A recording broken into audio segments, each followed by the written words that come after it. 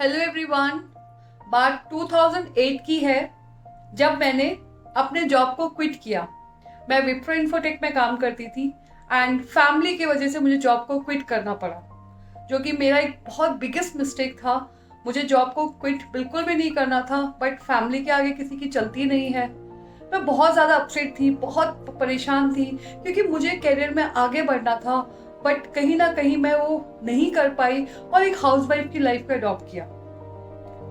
मैं बहुत ज़्यादा अपसेट थी और मैं कहीं ना कहीं हमेशा सोल्यूशन देखती थी कि मैं क्या करूं कि मैं फैमिली को भी डिस्टर्ब ना करूं और कुछ घर से ही काम करूं, बट मुझे कहीं कुछ रास्ता नहीं मिल रहा, कोई आइडिया नहीं मिल रहा था कि मैं क्या करूं। लेकिन दोस्तों, अभी भी मुझे याद है 2019 में मेरे हस्बैंड श्रीधर जी ने एक पार्टी ऑर्गेनाइज किया था। मेरे बड़े बेटे श्रीजित नायर का बर्थडे था 21 फेब 2019। बहुत बड़ी ग्रैंड पार्टी उन्होंने अरेंज किया था वसंत कुंज में, और वो पार्टी कुछ शाम को 6 बजे से स्टार्ट हुआ था और उसमें सारे लोग इनवाइटेड थे। मेरे फ्रेंड्स, मेरे हस्बैंड के फ्रेंड्स, बच्चे के फ्रेंड्स, सब लोग इनवाइटेड थे। बहुत खुशी का माहौल था, सब लोग बहुत एंजॉय कर रहे थे, खाना बहुत एंजॉय कर रहे थे, सब कुछ एक एक बहुत अच्छा चल रहा था, म्यूजिक बहुत अच्छा चल रहा था। बट कहीं ना कहीं दोस्तों मैं अपसेट थी।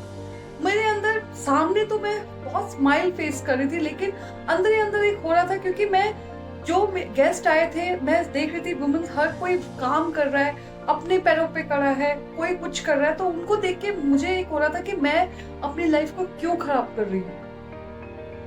मैंने अपनी फ्रेंड, बेस्ट फ्रेंड को भी वहां पे इनवाइट किया था, रचना। उसने मेरे फेस को देख के मेरे पास आई और बोला, लता तू क्यों अपसेट है। मैं उस समय नहीं बताना चाह रही थी, क्योंकि एक घर पे पार्टी होती है तो आप भी समझ सकते हैं कि एक अच्छा एनवायरनमेंट होता है, उसको मैं खराब नहीं करना चाहती थी, मैं नहीं बताना चाह रही थी। लेकिन मेरी फ्रेंड ने मुझे उसी टाइम फोर्स किया, बोला बताओ क्या बात क्या है। फिर मैंने बताया कि मेरी लाइफ एक ऐसे स्टेज पे है जहां पे मैं कुछ करना चाहती हूँ, बट मेरे को कोई सपोर्ट नहीं, मुझे कोई गाइड नहीं कर रहा, मुझे पता ही नहीं चल रहा मुझे करना क्या है। तो मेरी फ्रेंड ने मुझे बोला, ठीक है अभी तो पार्टी एंजॉय करते हैं, मुझे कल फोन करना 10 बजे। दोस्तों मैं इतनी खुश थी, रात को मुझे नींद ही नहीं आई। मैं इतनी एक्साइटेड, क्यूरियोसिटी हो रहा था कि यार ऐसा कौन सा काम मिल रहा है या ऐसा क्या मुझे सोल्यूशन मिलेगा कि मेरी लाइफ वापस चल पड़े। मैं अगले दिन गई, उनसे मिलने गई। उन्होंने मुझे एक ऐसा वर्क बताया जिसमें आप पार्ट टाइम काम कर सकते हैं। 1 साल बहुत अच्छा चला, बहुत अच्छे से काम किया और मैं बहुत हैप्पीली हुई थी। मैं काम के साथ साथ अपने घर को भी संभाल रही थी। लेकिन दोस्तों पेंडेमिक टाइम पे मेरा बिजनेस बिल्कुल स्लो हो गया। स्लो होते होते बिल्कुल ही बंद हो गया, क्योंकि लॉकडाउन लग चुका था और काम बिल्कुल बंद। मैं फिर अपसेट हो गई, मुझे समझ नहीं आता भगवान क्या चाहता है। लेकिन वही है, मैंने अपनी लाइफ में कभी गिव अप नहीं किया, मैंने हमेशा सोल्यूशन ढूंढा। मेरे पास 2 ऑप्शन थे। कोरोना काल के बाद एक ऐसा कॉन्सेप्ट आया था जिसमें आप घर बैठ के ही काम कर सकते थे, डिजिटल कॉन्सेप्ट। मैंने उसको अडॉप्ट किया।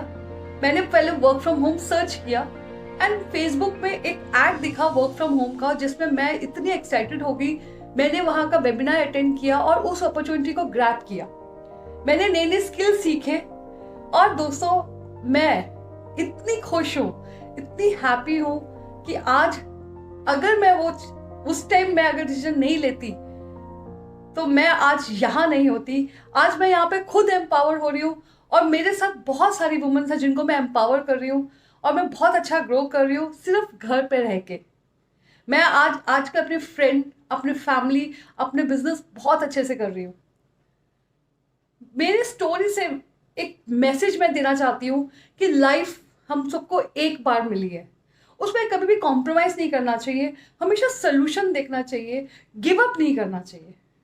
हमारे पास 2 ही ऑप्शन होते हैं, या तो आप बिल्कुल डर के बैठ जाओ और आगे ना बढ़ो, या दूसरा कि आप फाइट करो, अपने लिए फाइट करो। तो नेवर गिव अप। मुझे सुनने के लिए थैंक यू सो मच। मैं लता नायर एक और प्रेजेंटेशन के आपके सामने प्रस्तुत करती हूँ। Thank you so much.